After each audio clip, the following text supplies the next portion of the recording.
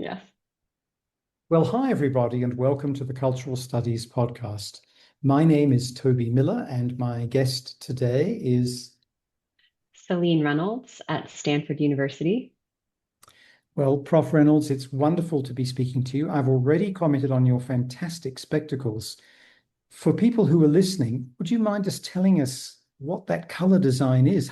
All the colors of the rainbow seem to be there. On my glasses, Yeah. well, they're red and they have a little bit of light brown kind of striatia in them. I love them. I got them in Santa Fe. Love Santa Fe. And some blue and some white. I I mean, the think color may be distorted in what I'm seeing because what you're saying is red looks orange to me. So I may have a weird perspective on this. it's bright red, which could be, I think, Ah, seen as orange. right. Yes. Definitely. No, this is definitely some of the customized lighting you're using out there. So, Prof, I wanted to begin by asking you to share with us, if you would, what's currently dynamizing, impeding, preoccupying, interesting you. Well, at the moment, I have to be completely honest, in that it's a cross-country move that is preoccupying me. So, these parts of our personal life are always there and at times intrude into every other or overtake, maybe is a better word, Yeah. every aspect of our lives. So at the moment, I'm thinking about the move to California, which I'm very excited about. But the process, I am not as Not so excited excited about. about. No, indeed. And which bit of Stanford will you be in? I'll be in the Graduate School of Education. Uh-huh. Great, great. A very noted school. A friend of mine here in Guadalajara did his doctorate there back in the 70s. Mm, So, mm. and he still has very happy memories of the experience. What sorts of things will you be up to when you're there? There, I'll be teaching organization theory and likely other classes on education, politics, law, which which is especially important in our current socio-historical moment, given that American higher education, especially, is under attack, including the sort of core ideals underlying it, academic freedom, etc. So I think among the students there, I'm hoping there's a hunger for these kinds of classes, because the politics of higher education are sort of so at the forefront of our national conversation right Mm, now. they certainly are. I mean, the New York Times will still run hit jobs on the MLA at Christmas and New Year and the ASA in the summer. It's just done a hit job on the ASA's American Sociological Mhm. Association's conference that I read Mhm. recently. But other than that, there is at least one, or there are at least two, I would say, two stories a week on the crisis of higher education and how different schools are navigating this. And in Mhm. the case of a private school like Stanford, the challenges are somewhat different from the ones that state schools have when the state schools are in places governed by the Republican Party. I think it's fair to say. And yet, the so-called liberal orientation of elite liberal arts colleges and most of all, big private research one schools clearly antagonizes the R word like nothing else. Mhm. Mhm. Um, Yes.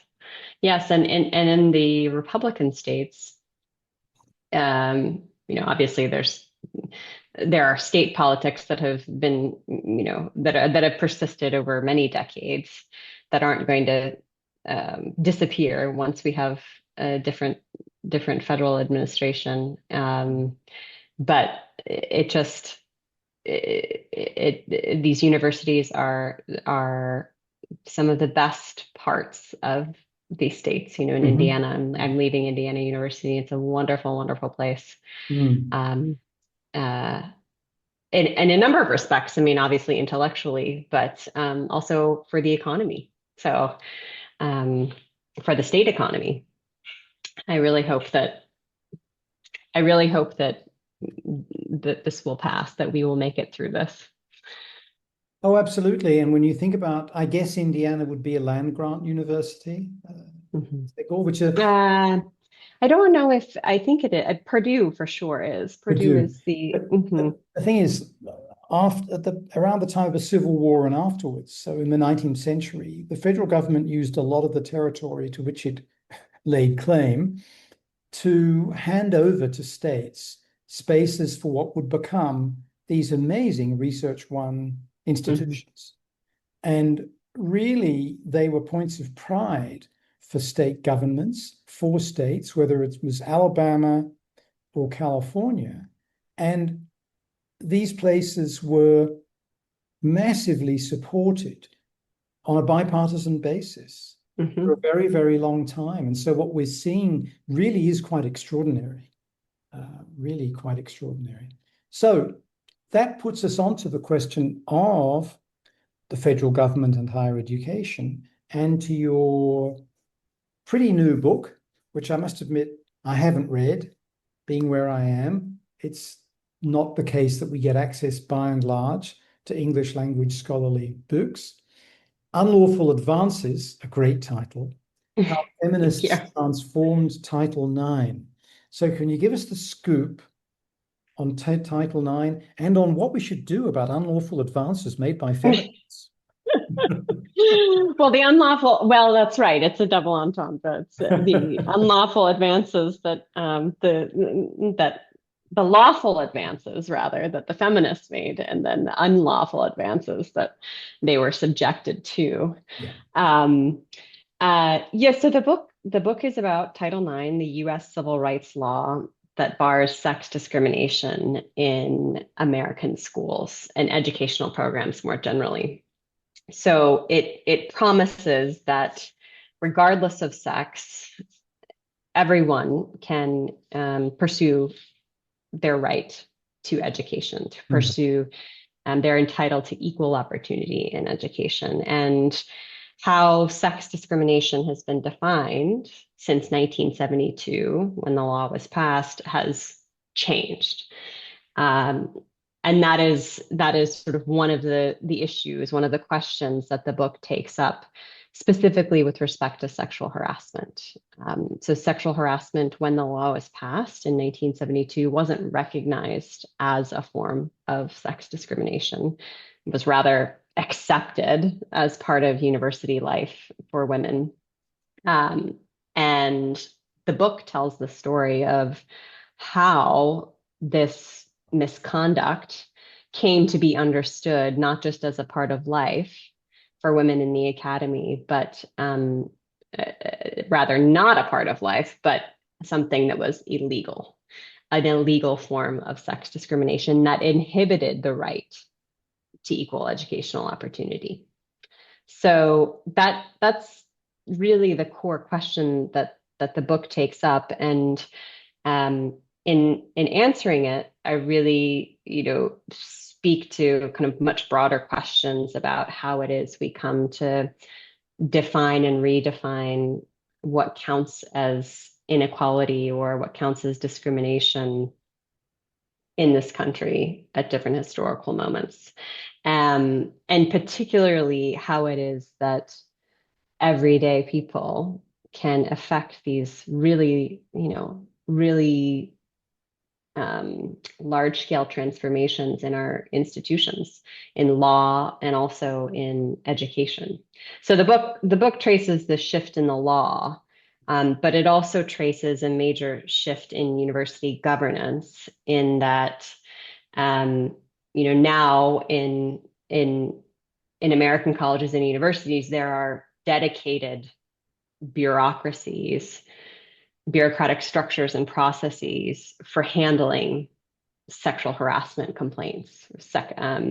And and this book my book identifies the origins of these bureaucracies, and they came from women students collaborating with feminist lawyers, feminist students collaborating with feminist lawyers, trying to figure out, what can we do about this? There was nowhere to go back in the 70s.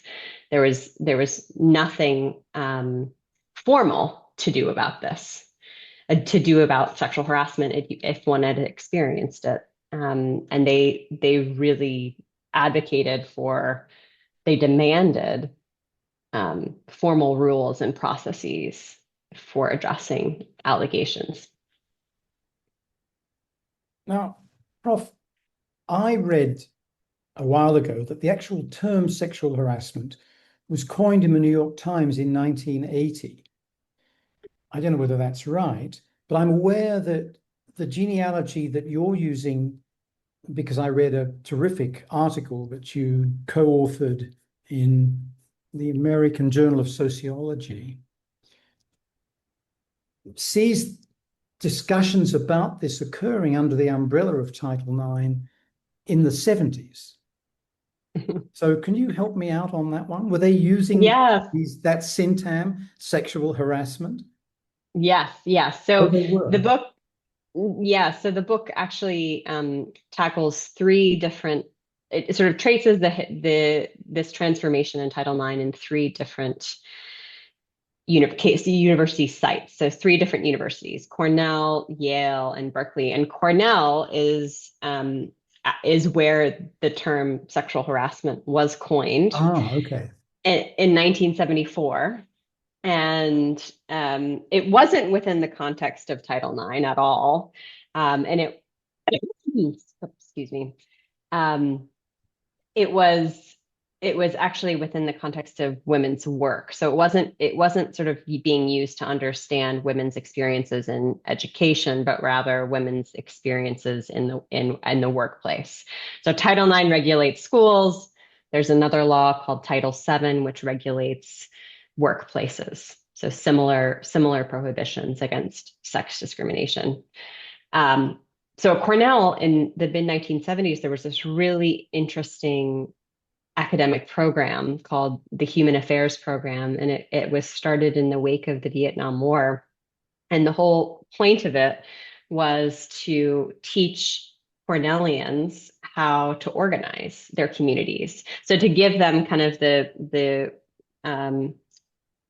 classic academic education, but also so instruction in the classroom, but then also instruction in the field, how to actually build coalitions, how to affect social change local in your community. So they had like prison education. There's a prison education sub part of the Human Affairs Program. They had one dedicated to women in the workplace. They had one that focused on rape. So this program was quite controversial within the university. Is many people thought that this is not what students should learn in college. They should not be learning how to organize. They should be learning, from books and in classrooms. So as part of this program, activists were hired in they came to Cornell to teach their students about these kinds of things, how to organize. Mm. And they weren't PhDs; they were actual organize. I mean, they had dedicated. They were working full time in the radical feminist movement in New York. So they came to Cornell, and one woman in particular, Lynn Farley, she taught a class. She was hired to sort of head the women's section of the Human Affairs Program, and she taught a course on women in work. And what they did the first day, she held consciousness raising sessions throughout the course. And the very first day she held one, and she asked the students in the class to share their experiences on the job. And she writes about this actually in her book. What is it called? It's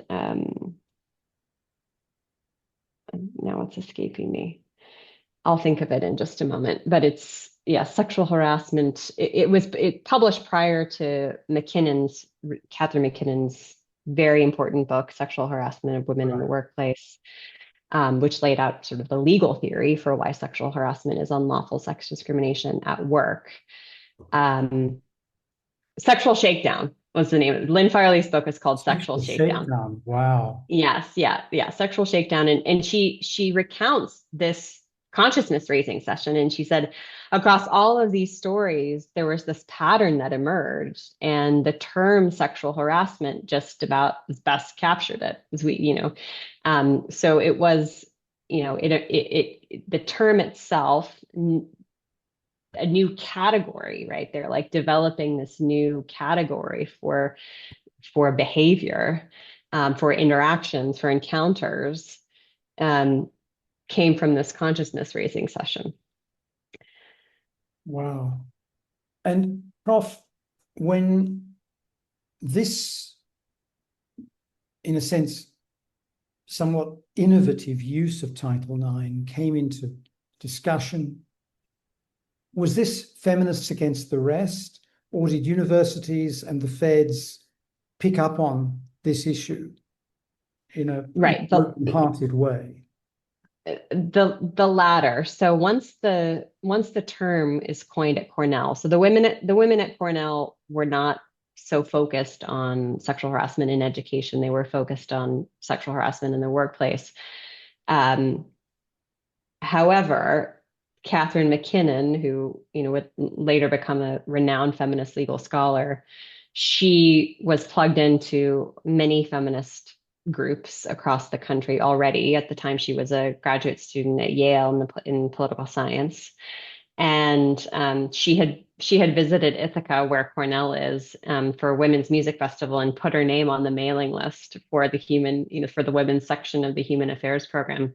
And she received a mail about this particular case at Cornell that Lynn Farley and her colleagues were working on. And it used the term sexual harassment. It was sort of a plea for help. Right. And so that's how she first encountered the term. And she was at Yale. And to distill another sort of chapter of the book, students at Yale learned about the term from her, and then they began to organize against faculty misconduct. So this was the very first time that Title IX, or that sexual harassment in education, was identified as a problem, not sexual harassment in the workplace, identified as something that was unlawful. And the students and lawyers, they sued Yale, because administrators at the time, they were sort of flummoxed at what to do. It wasn't a problem. I think they were hearing what the students were saying, but they were just sort of like, we don't know what to do about this. And there certainly was no process for the students to go through. It was very personalistic.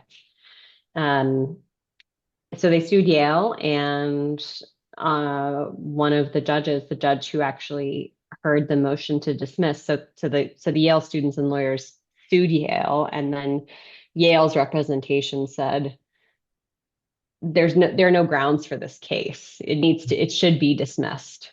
We're filing a motion to dismiss it because Title IX, sexual harassment is not sex discrimination.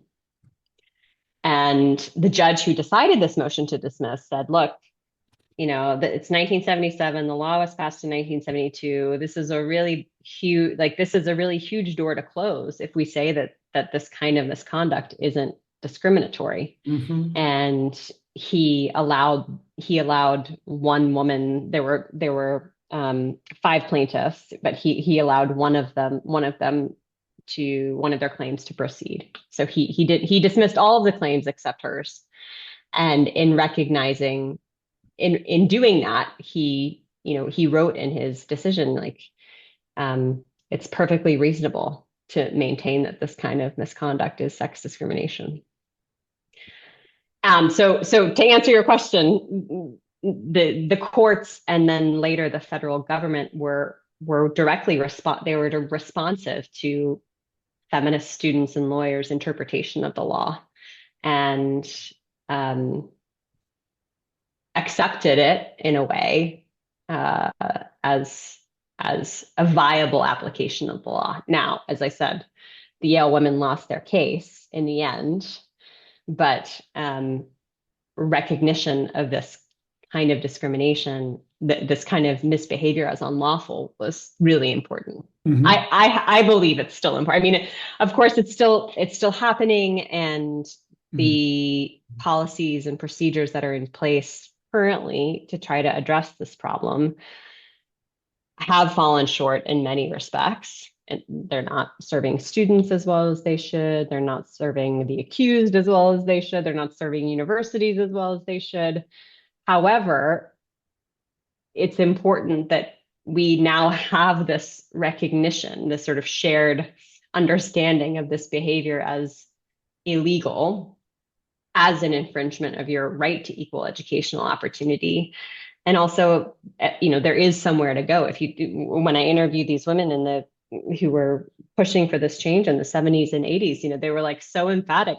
There's nowhere to go. No, there was nothing to do with my experience. All I could do was hold it inside or tell my friend. I mean, there was no recourse. So So that was going to be my next question, actually, Prof. How did you go about writing the book? I mean, clearly some material was just there in archival form, law cases, articles by McKinnon, and so on. But you did other things too. I did. And I actually, this question arose, the animating question for the book arose for me when I was at Yale. So I did my PhD at Yale, and very, very early on in my time there, I actually, my first year, I took a job in one of the offices responsible for implementing Title IX at the university. And I didn't have an interest in Title IX before coming to graduate school. But they were talking about the law almost exclusively in terms of its application to sexual harassment and assault. And I said to the person running the office, I said, well, I thought this was a law that was about athletics. Isn't this about equity in athletics, gender equity in athletics? And then she informed me that Yale had just been investigated by the Office for Civil Rights, which is the federal agency responsible for enforcing Title IX. And it had been investigated because the university had allegedly created a hostile environment by mishandling sexual harassment. So I was in this setting where, the law was being discussed in this way, and I wasn't familiar with it. And fortunately, it was right, like sort of right before there was this explosion of movement activity and national conversation around this particular issue of campus sexual assault. So that's how I came to the topic. And I didn't know that Yale was kind of ground zero. I learned that through reading the very few secondary sources that were available. I mean, the secondary sources that were available were really like, one of the lawyers who represented the Yale women in this case in the 70s, Anne Simon. She wrote this short piece in a book on sexual harassment law that was co-edited by Catherine McKinnon. And then as a comparative historical sociologist, the question is like, well, was it really the origin point? Then you have to sort of go through and figure out where things really began. And it turned out that, Cornell was sort of ground zero for thinking about for coining the term, which was necessary in order to make this misbehavior unlawful. So I followed the thread. I followed sort of the connections between the women at Cornell to the women at Yale, and then next to the women at Berkeley, who, their work was really important because it compelled the federal government, the agency responsible for enforcing Title IX, to recognize this kind of to recognize sexual harassment as a form of discrimination under Title IX. So I mean, what my job as a scholar working in the archives, at least the way that the way that this particular project unfolded was to really meticulously trace who was talking to whom and how this transformation unfolded, um, at the level of the people actually affecting the transformation. And then I did a whole, then there's a chapter kind of using quantitative data, that brings the story up to the near present. So, um, the case studies of Cornell and Yale and Berkeley end in kind of the mid 80s, and then I pick up the story with an analysis of key lawsuits, and a comprehensive analysis of federal policies, combined with an original data set of all the federal Title IX complaints filed at the post-secondary level from about 1994 to 2018, to trace, broader shifts in the courts and the federal government's interpretation um, of this law as it applied to sexual harassment, and then also shifts in how the people it protects, people for whom it was designed to protect, have mobilized the law. And we see this, starting in 2006, this rise in sexual harassment claims, and by 2013, sexual harassment claims under Title IX exceed all other more specific kinds of complaints under Title IX. So it had become the most prominent use of the law in the early 2010s, early to mid 2010s, and then of course, excuse me, Trump under Trump 1, some of the protections were revoked, and it was very clear that the federal government was no longer going to be a strong ally in the same way that the Office for Civil Rights had been under President Obama, to victims of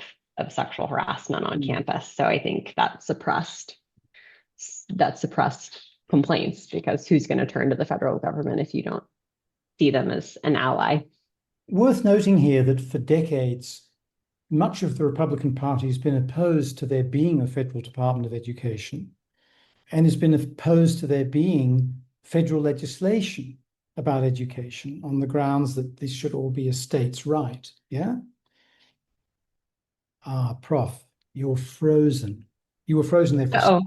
Did you hear what I said, Prof? I did hear. Yes. For a long time, the Republican Party was opposed to the idea, or has been opposed to the idea, of a Department of Education as being part of the federal government, opposed to legislation associated therewith, on the grounds that this should be a state's right. Despite the fact that now, of course, it wants to meddle in every conceivable corner of higher ed. But now, it seems to me, very much from the outside, here I am in Mexico, that the Republican Party, at least in its Trumpian wing, which seems to be more than a wing, loves things like the Federal Department of Education and the Office for Civil Rights, because it becomes an opportunity to attack what it sees as the liberal hegemony of universities. Is that right? I mean, you're nodding, but gently. Is that roughly right, or does my view need correction? Well, I think the reality is, right, that the Trump administration has effectively gutted the Department of Education and the Office for Civil Rights. However, by which I mean fired a lot of people, right? And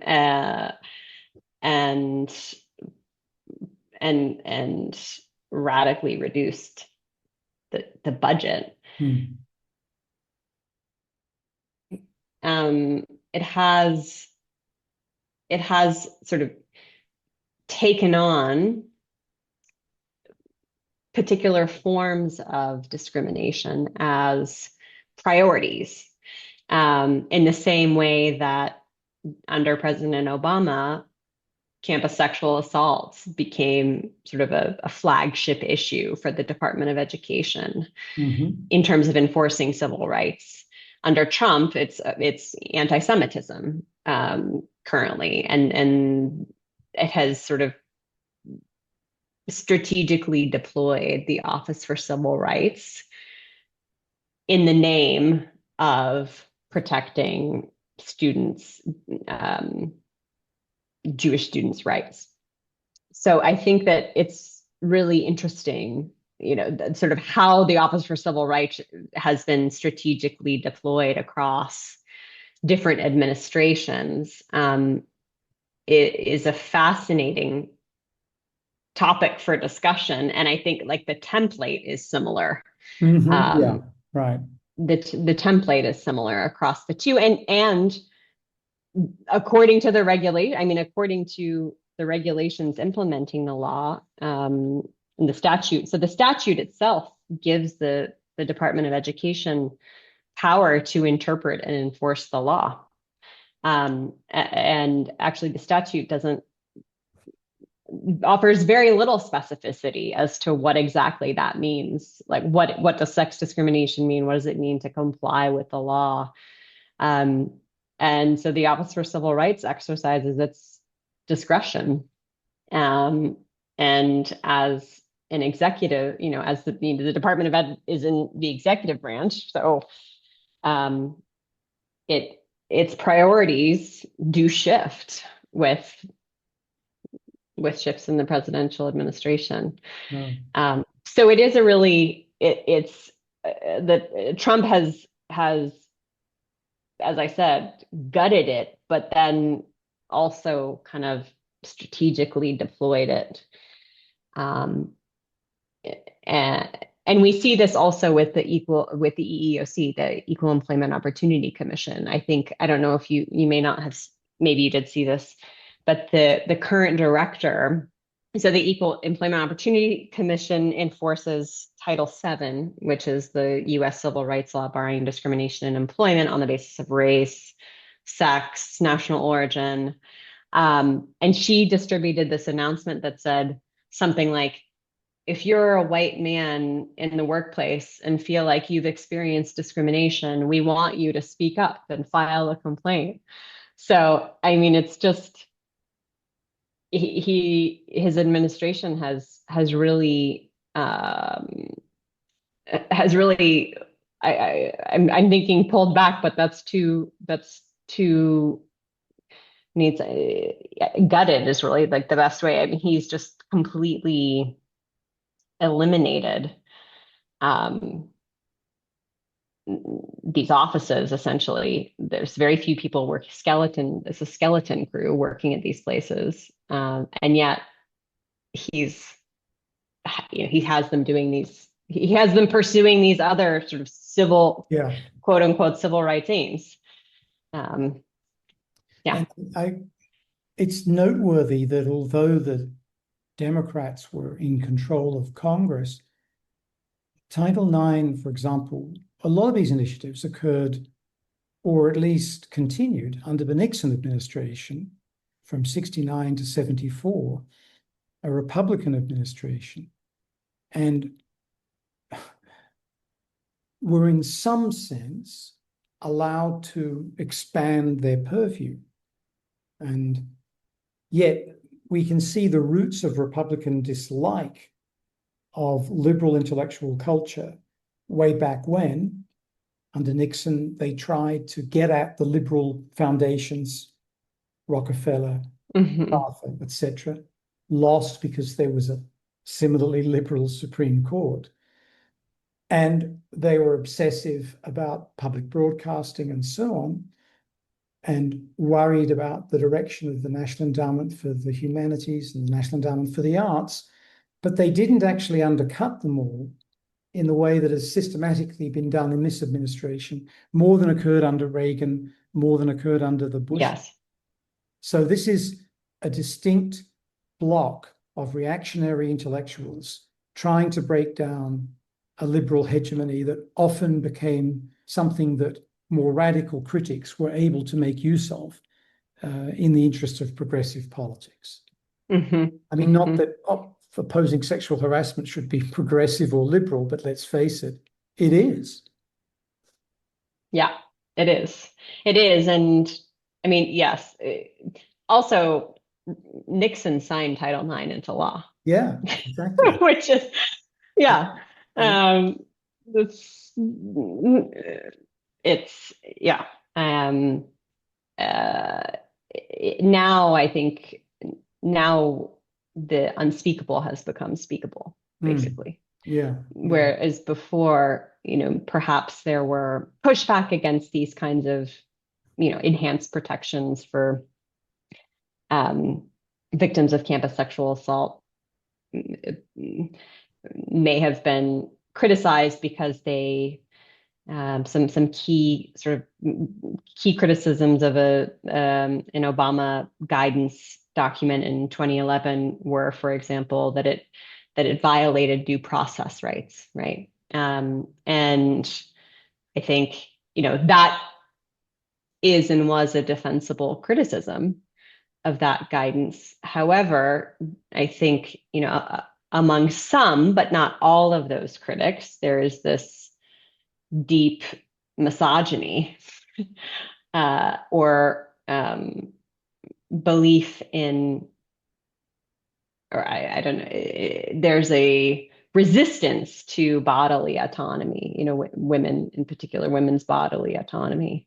But now that has become that's speakable. That's the same with racism. It's like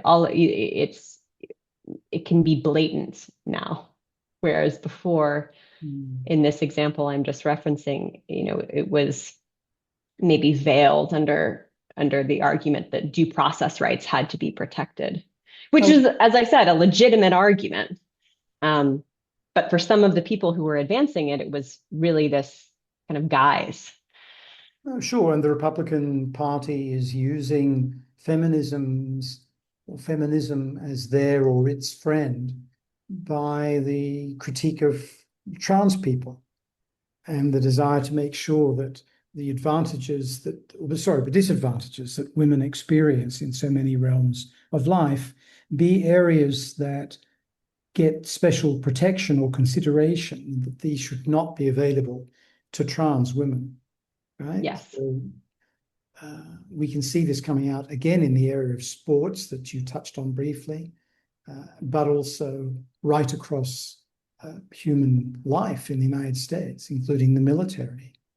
So I think there's that perverse recoinage of what it is to support women's issues. That is part of what they're doing, just as they're heralding the charge of anti-Semitism is part of their showing, well, we are absolutely on side with attempts to eliminate discrimination against particular ethnic slash racial slash religious groups. Mm-hmm. It's Mm-hmm. it's not stupid what they're doing. It's incredibly evil and ridiculous, but it's not idiotic, like most of No. say and do. And that I think that's partly because there is, you know, there is there is truth to the fact, right? That that women do face unique struggles, or that religious minorities do experience discrimination. Mhm. I mean, so there are realities at the core of these arguments, Mm. but they're twisted in a way. They're yeah.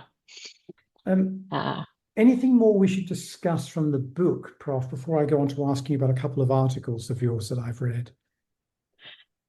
I think I've summarized it. The stories of the women. I mean, as I said, it really was amazing to me in conducting this research how massive a transformation they were able to effect. One so massive that we take for granted today. Um, that was the most exciting piece of this of this work for me. And I mean, some of the people that we're talking about here would be getting on in years. So it is fantastic you were able to sit down with them while they're still around for the sort of color story, background story experience that sometimes doesn't come through in documentation. Yeah. Yes, yes. And some of them, I mean, that this judge that I mentioned, who, was the first to recognize sexual harassment as unlawful, has already passed. So it is special to have um, to have their testimony in print. Can I see your little friend? Yes, this is Tani. She lives with me. She's Mexican. I adopted her through a feminist group at a Jesuit school here who look after pussycats that live in lecture halls. And you have to go through a little feminist questionnaire in order to be allowed to adopt. Oh, how funny. I know. And the other one who lives with me came here with me from Madrid. That's Chinguri. And in his case, he was my last desperate hope. There's no legal sale of pets in Spain. It's against the law. So everything has to be through Mm. adoption. And I applied through the Madrid entity of the city government that manages this. And I was rejected on the grounds that I did not come from an appropriate family.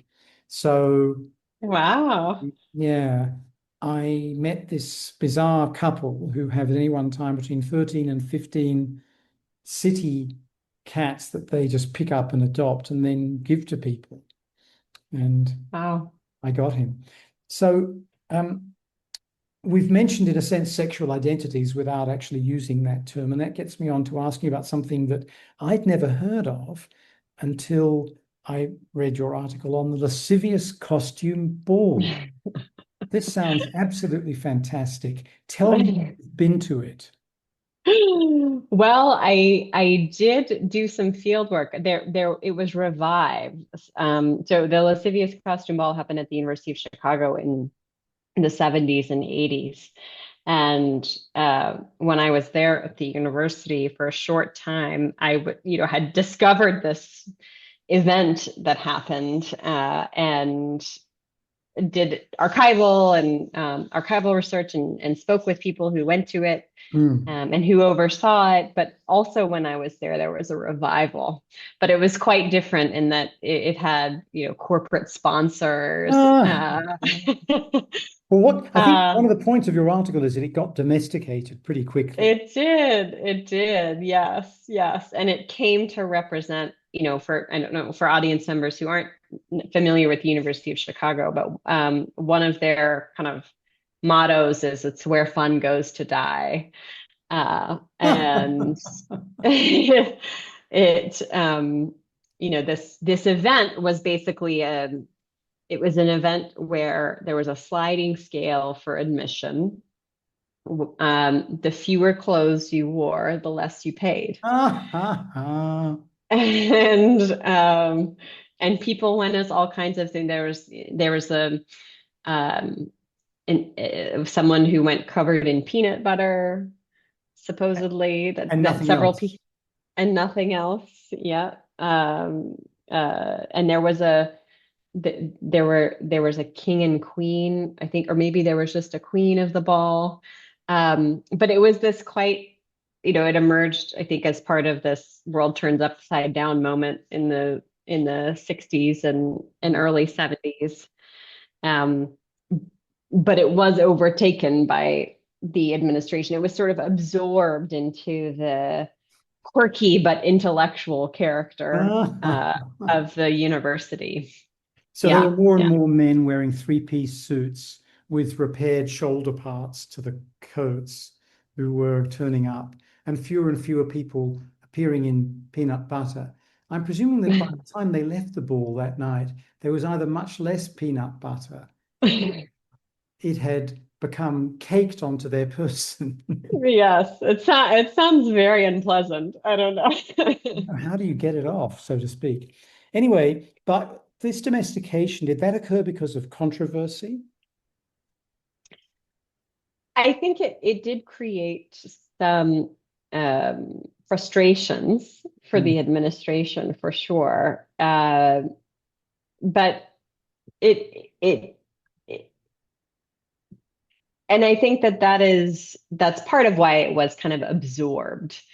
But it was also a way, it was somewhat of a, Max Gluckman rituals of rebellion kind of thing. Like it operated as a kind of steam valve, I think for the students in a way that meshed well with administrative interests in the end. So as opposed to being this sort of transgressive, um, disruptive event, Mm. disruptive in terms of norms, and it was hosted. It happened on university property, so that was another key piece of it. Um, and it transformed from that into becoming something that was university sponsored and that was brought into alignment with the identity of the school. So why was it terminated and why was it revived? I think I have to admit it's been a long. You've probably read these articles more recently than I have. But I think it sort of fizzled out. I think there was less interest in it, probably because it fizzled out, I believe, in 1984 was the last one, Yeah. before it was revived. So in 1984, I think by then it had become so much part of the university identity that it was not cool anymore, compared to, and also you were operating in a different moment, the 80s compared to, Yeah. the early 70s. Uh, so I think, it wasn't kind of, it became too aligned with the university, but and less aligned with the broader kind of countercultural Right.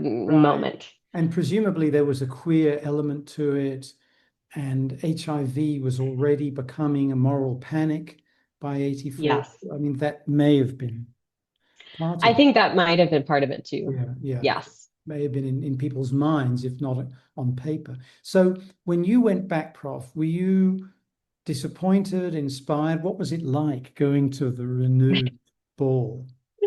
Well, having read about the originals, I have to say it was pretty disappointing. But I went as a researcher, so I was sort of playing ethnographer.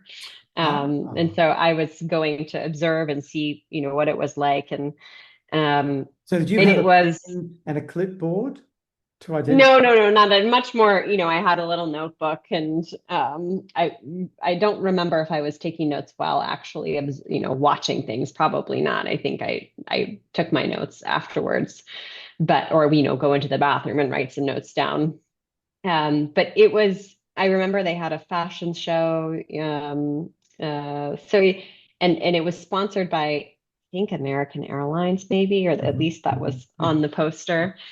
So it was much more, I was going to say it was much tamer, but I don't even think it was just a very different thing altogether than it was originally. And it was very, there was something really kind of earnest about it, and like sweet, it was sort of these 18-year-olds who were putting on a fashion show and celebrating their bodies. And it was, Mhm. as opposed to, in the 70s,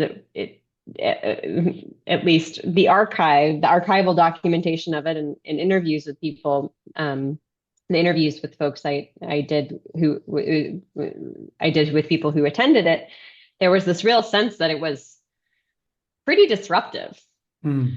Um, and the contemporary one, it was early 2010s. It didn't feel like that at all. It felt sort of, sweet and nice. Prof, I have one more question for you, if I may. And once you've answered it, I'd like to give you the opportunity to add anything you may wish.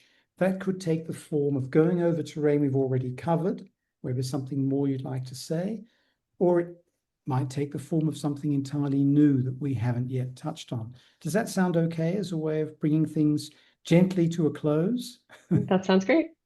so you can get back to packing? Ugh. No, I have to pick up my daughter actually. So that adds one wrinkle to the move Oh process. A wow. 3-year-old. How So old is she? she's 3. Oh gosh. So this is not the worst time to move for her. No, It's these no. things. Mostly the concern is about where her toys are, where they have gone. No, I'm with her all the way. That's always my concern too. So my last question before giving you this opportunity to add anything you wish is to ask about what's next, what's on the docket. What are you telling Stanford that it can receive next? Yeah, yeah. So I'm working on two projects right now. Um, well, one is a very, very large project with multiple papers. Mm. So I'll talk about one paper I'm writing from that project, Mhm. which is about men's claims of discrimination under Title IX. So we have a pretty remarkable set of data, letters resolving Title IX complaints that are filed against schools. So whenever someone files a complaint against a school, the federal government has to issue a letter resolving that claim and laying out these letters often lay out details of the case from the complainant's perspective, how the university responded, how the Office for Civil Rights responded. And so they give us a lot of insight into multiple perspectives on a particular encounter. And so I'm writing this paper on men's claims of discrimination under Title IX, which has been really fascinating to read, how they deploy the law and imagine the law as something that can serve them. So that's one piece. And then another piece, separate from this project, I'm working on collaborative also. It's about how how liberal feminist advocates can tee up backlash. So create openings for backlash. And I'm using this case of a guidance released under President Obama in 2011. It was a guidance clarifying how Title IX applies to campus sexual assault and what schools had to do in order to comply. But it elicited immediate bipartisan backlash. I mean, almost the same day it was released, pushback from groups like FIRE, which is focused on free speech rights, self-identified feminists, prominent feminist legal scholars like Janet Halley, um, the AAUP, the American Association of University Professors, so a wide range of critics. And this paper is really about, how is it that these openings can be created, these openings for Mm. attacks on our liberal socio-political order. So Wow. a very relevant question Yes, I bet. today. Now, I'm very glad about the first project because you guys have no idea how we suffer. So I'm pleased that you are reading about our suffering. Well, there is some truth. I have to say, though, I mean, there are these letters that I read that are um, it's very clear that the male student was sexually harassed by the professor, but the Office for Civil Rights interviews other students in the class, and they say, "Oh no, that didn't happen." And there's like very clear documentation that the professor admits, "Oh, well, yeah, I did massage him, and yeah, I did say, don't get your panties in a bunch." But I was Sorry, doing that. I don't understand. Don't get your panties in a bunch. Oh,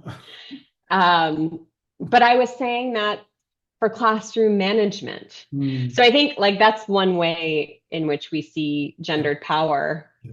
operating in a way that, we this is part of the reason, right, why many men didn't complain of sexual harassment because of um, stereotypes. So Yeah, yeah. all to say that it's